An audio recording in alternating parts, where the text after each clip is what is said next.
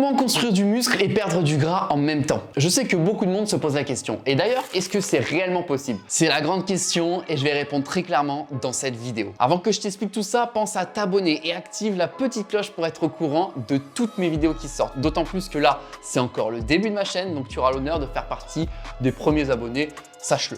Oui, c'est un honneur. Alors je sais que la plupart des gens pensent qu'il est impossible de perdre du gras tout en construisant du muscle. Parce que techniquement, tu n'as que deux options qui s'offrent à toi. Soit tu te lances sur une perte de gras en étant en déficit calorique, mais dans ce cas-là, tu perds forcément de la masse musculaire. Ou alors tu as le cas opposé où tu optes pour une prise de masse pour prendre du muscle, mais dans ce cas-là, il y a forcément une prise de gras qui va avec. Bon, en soi, c'est pas complètement faux. Tu auras tendance à prendre plus de muscle lorsque tu fais une bonne grosse prise de masse bien fat. Le gras, c'est la vie.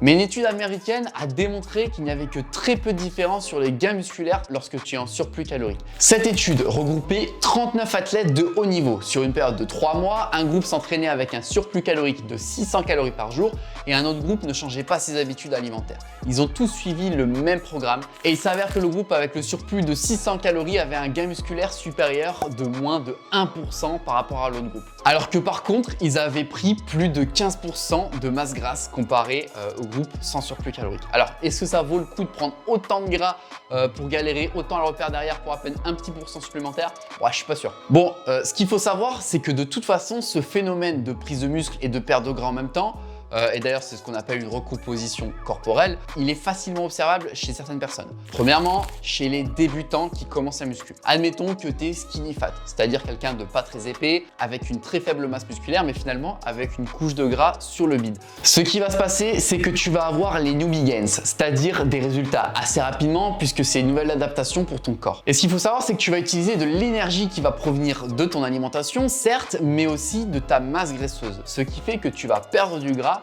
et prendre du muscle. Et d'ailleurs, ça a été mon cas. 54 kg à mes débuts avec du gras sur le bide et aujourd'hui avec presque 20 kg de plus et beaucoup plus sec. Ensuite, tu as le deuxième cas de figure où tu as les personnes en surpoids. Dans la mesure où ils ont un taux de masse grasse beaucoup plus élevé et où l'énergie utilisée pour réaliser tes efforts proviennent aussi de cette même masse grasse, il en va de soi que forcément tu vas utiliser le surplus que tu as pour construire ta masse musculaire. Troisième cas, tu as tous ceux qui ont arrêté le sport pendant un certain temps, que ce soit à cause d'une blessure ou autre. À la reprise, il va y avoir un peu le même effet que si tu étais débutant grâce à la mémoire musculaire. Donc en gros, tu as perdu du muscle, tu as pris du fat lié au manque d'activité et le fait de réactiver la machine, tu vas partir sur le processus inverse. Et enfin, on a un dernier cas de figure, tu as ceux qui s'injectent des seringues dans le fiac, mais bon, ça c'est encore un autre sujet. Bon, si tu regardes cette vidéo, il y a de fortes chances pour que tu sois dans une de ces catégories. Donc sache que c'est possible pour toi de perdre du gras et prendre du muscle en même temps et tu devrais y arriver assez facilement si tu restes constant dans tes efforts. Mais si tu n'es pas dans cette catégorie, sache qu'il y a tout de même moyen de réussir à faire ça. Et je vais t'expliquer comment ça se passe concrètement pour arriver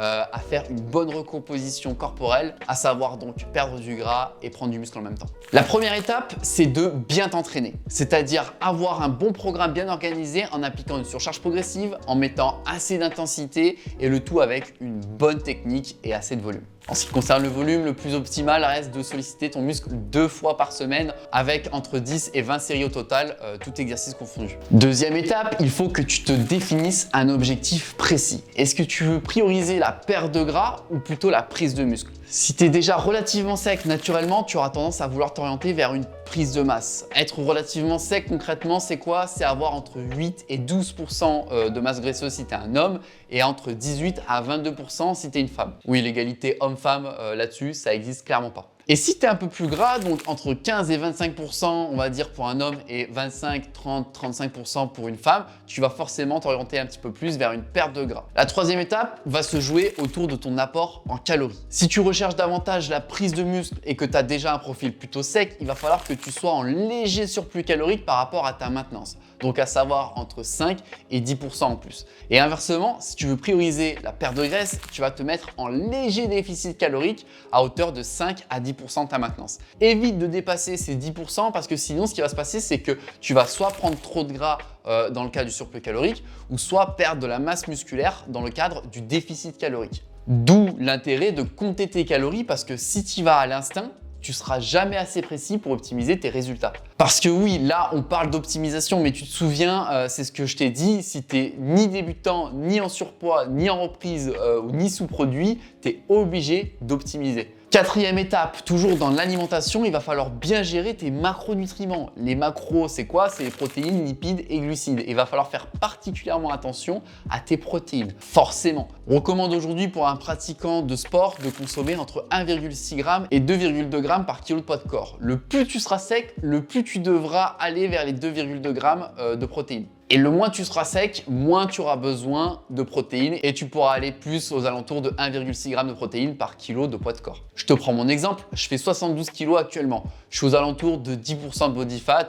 Bon bah, je consomme 2 g de protéines par kilo de poids de corps. Et si je descends encore un petit peu, jusqu'à tomber aux alentours de 7-8% de body fat, et bah là, je passerai à 2,2 g de protéines par kilo de poids de corps. Ensuite, pour les lipides, tu peux en consommer entre 0,8 et 1 g par kilo de poids de corps. N'aie pas peur d'en consommer, c'est ce qui va réguler ton système hormonal, assurer correctement tes fonctions vitales, etc. Bref, on en a besoin. Et ensuite, bah, tu auras les glucides qui composeront le reste de ton apport en calories. À savoir que 1 g de protéines et de glucides font tous les deux 4 kcal et 1 g de lipides fait 9 kcal. Donc si tu additionnes tes lipides et tes protéines, tu sauras combien il te reste de calories à compléter en glucides. Et la cinquième et dernière étape va se jouer dans les détails et dans l'optimisation. Et cette étape, si tu as un niveau avancé, elle est vraiment très importante. Alors que par contre, si tu es dans une des autres catégories citées précédemment, je te le dis direct, si tu te focuses sur les 4 premières étapes, c'est largement suffisant pour voir des résultats significatifs. Comment on optimise nos résultats? Concrètement, c'est en ayant une bonne récupération, donc en dormant bien. C'est en ayant une bonne alimentation bien variée et riche en micronutriments, en optimisant ta nutrition par rapport à tes entraînements aussi, c'est-à-dire en gros de manger autour avec un bon pré-workout, un bon post-workout, des compléments alimentaires comme par exemple de la créatine qui est le complément le plus étudié sur le marché, ou alors tout simplement de la protéine en poudre si jamais tu veux être sûr d'atteindre ton quota de protéines journalier assez facilement. Je le redis encore une fois, tout ça c'est des détails. C'est peut-être les détails qui vont t'apporter 5 ou 10% des résultats. Donc, concentre-toi bien sur les 4 premières étapes. Si jamais tout ça, ça t'intéresse, la Fit for Life Academy est faite pour ça. C'est une formation en ligne, un programme, appelle ça comme tu veux, qui te guide étape par étape pour perdre du gras tout en conservant une vie sociale. Tu as aussi tout un programme à l'intérieur qui s'adapte à tes disponibilités pour prendre du muscle également. Donc, ça peut t'intéresser. Et c'est très bientôt le Black Friday. Il se pourrait qu'il va y avoir une promo très intéressante. Donc, sois à l'affût. Voilà comment on fait pour perdre du gras et prendre du muscle en même temps. En tout cas, sache que c'est possible et que tu n'es pas obligé de passer par une prise de masse bien crade. N'oublie pas de t'abonner et d'activer la cloche. On se dit à la prochaine pour une nouvelle vidéo qui sera d'ailleurs un sacré challenge que je me suis lancé. Je pense que ça devrait te plaire.